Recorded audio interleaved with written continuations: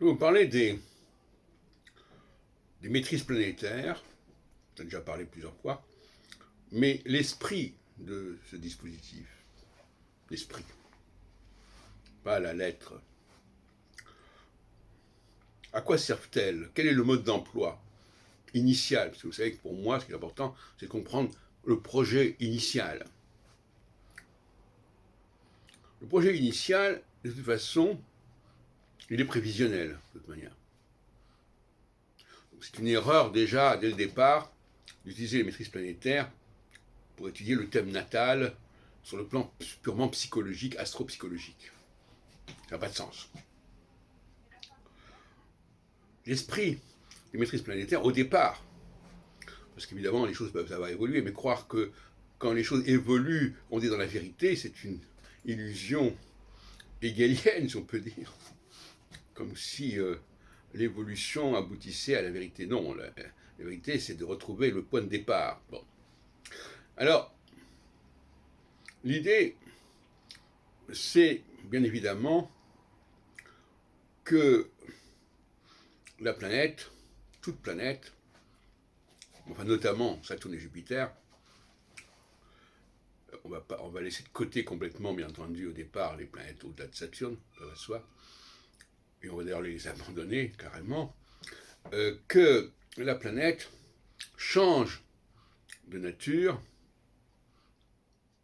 de posture en tout cas, selon l'endroit du zodiaque où elle se trouve.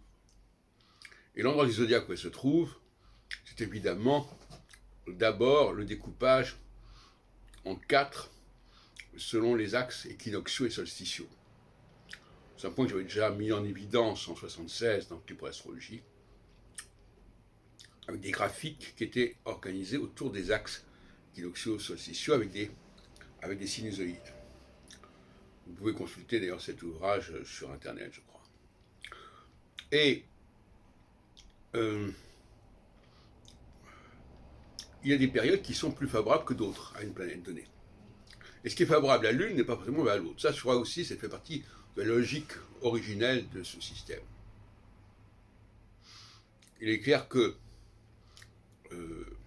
si on prend les équinoxes et les solstices, et si on prend l'interprétation que j'en propose, c'est-à-dire les équinoxes, c'est l'amnésie, le solstice, c'est l'hypermnésie, les équinoxes, c'est la connexion, et les solstices, c'est la déconnexion, ou plus exactement, oui, on peut dire ça comme ça, eh bien, Jupiter est favorisé par les périodes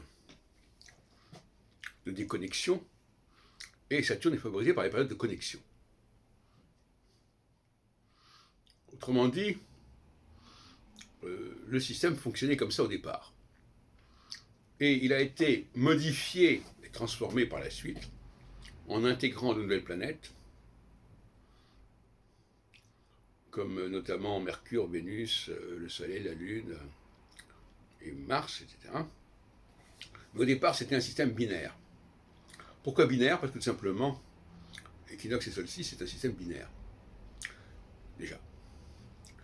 Et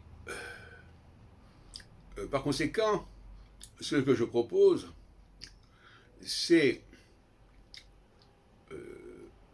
j'en parlais l'autre jour, hier je crois dans une vidéo, Jupiter est plus à son aise dans certaines phases que dans d'autres, et Saturne est plus à son aise dans certaines phases que dans d'autres. Alors on peut dire domicile, exil, etc., on peut dire ce qu'on veut.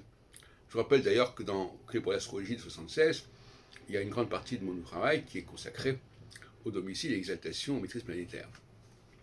Parce qu'on trouve à la fois un travail sur les maîtrises planétaires et à la fois un travail sur la cyclicité des planètes sur la base du passage aux équinoxes et aux solstices,